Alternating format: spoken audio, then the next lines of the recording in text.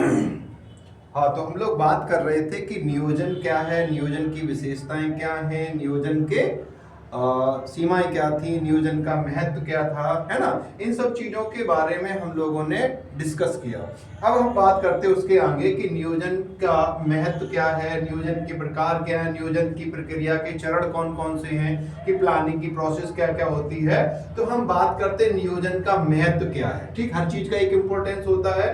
तो नियोजन जोखिम को कम करता है। क्या करता है? नियोजन का महत्व इसलिए बढ़ जाता है क्योंकि यह भविष्य में होने वाली जोखिमों को कम कर देता है।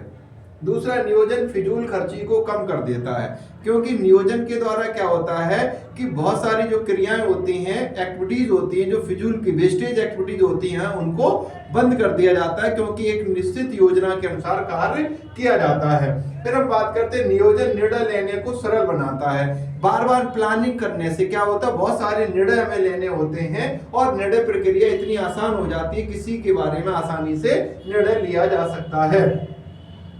फिर हम बात करते हैं नियोजन निर्देशन की व्यवस्था करता है। क्या करता है? नियोजन निर्देशन की व्यवस्था करता है। नियोजन निर्देशन की व्यवस्था करता है। नियोजन क्या है? नियोजन क्या करता है कि निर्देशन, डायरेक्शन यानी प्रोवाइड कराता है कि संस्था के जो पूर्व निर्धारित लक्ष्य होते हैं उनको किस तरीके से प्राप्त करना है, इसके बारे में बताता है। ठीक, नियोजन नए नए विचारों को प्रोत्साहन देता है। नियोजन क्या करता है कि नियोजन से नए नए न्यू आइडियाज, इनोवेटिव आइडियाज होते हैं, वो मोटिवेट होते हैं, मतलब ज्यादा आने लगते हैं, क्योंकि हम बार बार प्लान करते हैं किसी काम को करने के लिए, तो हमारे अंदर उस काम को लेकर नए नए विचार उत्पन्न होने लगते हैं। जैसे आप कभी कोई चैप्टर पढ़ रहे होते प्लानिंग के थ्रू कि आज हमें ये पढ़ना है, ये ऐसे पढ़ना है, तो हम उस चीज की चैप्टर के बारे में जब बहुत डीपली जाते तो बहुत सारी चीजें नई नई निकल के आती। वैसे ही एक प्रबंधक जब बहुत सारे प्लानिंग करता है, बहुत सारी योजनाएं बनाता है, तो उसे नए नए विचार उसमें उत्पन्न हो जाते हैं। अब हम बात करते हैं नियोजन के प्रकार के बारे में। तो देखो, एक होता है अल्पकालीन नियोजन, एक होता है मध्यमकालीन नियोजन, एक होता है दीर्घकालीन नियोजन और एक होता है व्यूह रचनात्मक नियोजन। तो अल्पकालीन नियोजन जो बहुत शॉर्ट पीरियड के लिए बनाया जाता है, कम समय अवधि के लिए बनाया जाता है, उसे हम कहते हैं अल्पकालीन नियोजन।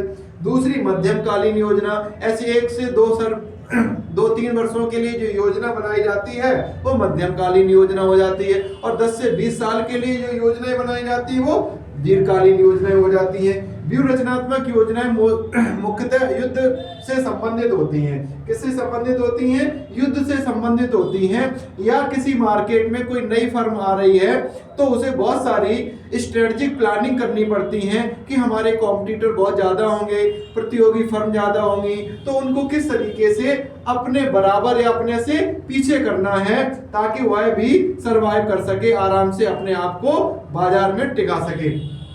फिर हम बात करते हैं नियोजन प्रक्रिया के कौन कौन से चरण होते हैं। तो यहाँ पर सबसे पहले उद्देश्यों का निर्धारण किया जाता है। कोई भी नियोजन प्रक्रिया की जाती है तो सबसे पहले किस संस्था के उद्देश्य क्या होंगे, उनको कैसे प्राप्त किया जाएगा, इनका निर्धारण किया जाता है। फिर विकासशील आधार, यानी नियोजन किससे होता है? भविष्य से संबंधित होता है, और भविष्य कैसा होता है?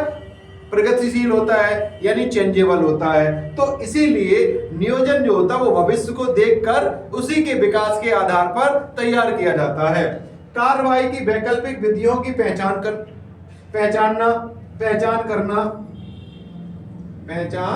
करना, यानी कि जो हम कार्रवाई करने जा रहे हैं उनके हमारे पास क्या क्या अल्टरनेटिव्स अवेलेबल हैं, उनकी हमें आइडेंटिफाई करना पड़ता है, डिटरमाइन करना पड़ता है कि हमारे पास कौन कौन से, मान लो हमें एक तरीके से पढ़ रहे और अब हमें दूसरा तरीका किस तरीके से पढ़ सकते हैं, तो उसके लिए हमारे पास क्या वैकल्पिक विधि है कि हम सुबह नहीं पढ़ पाए तो शाम को, क्या शाम को नहीं पढ़ पाए तो हम चलते फिरते कैसे पढ़ेंगे। तो बहुत सारी चीजें, उन वैकल्पिक विधियों का हमें प्रयोग पहचानना पड़ता है। फिर आता है विकल्पों का मूल्यांकन। जो हमारे पास विकल्प थे, अल्टरनेटिव्स थे, उनका एवेल्युएशन करना होगा। क्या करना होगा? एवेल्युएशन करना होगा कि कौन सा विकल्प सबसे अच्छा है।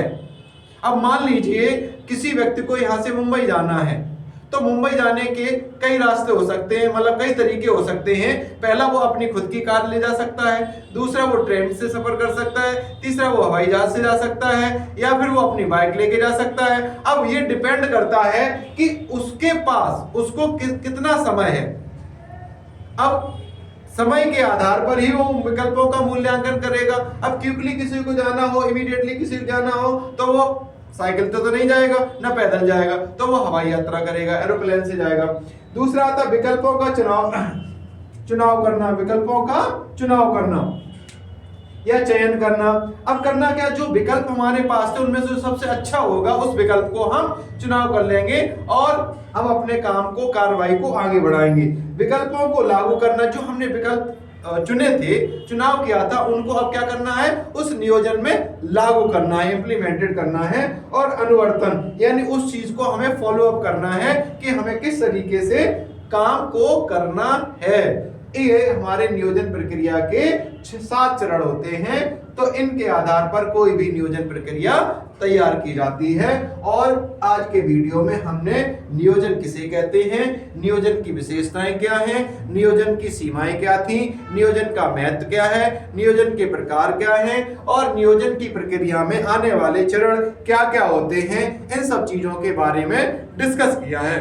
तो वीडियो को लाइक करें, सब्सक्राइब करें और कमेंट करना बिल्कुल ना भूलें और बताएं कि आपको अगले किस टॉपिक पर आपके लिए हम वीडियो बनाएं।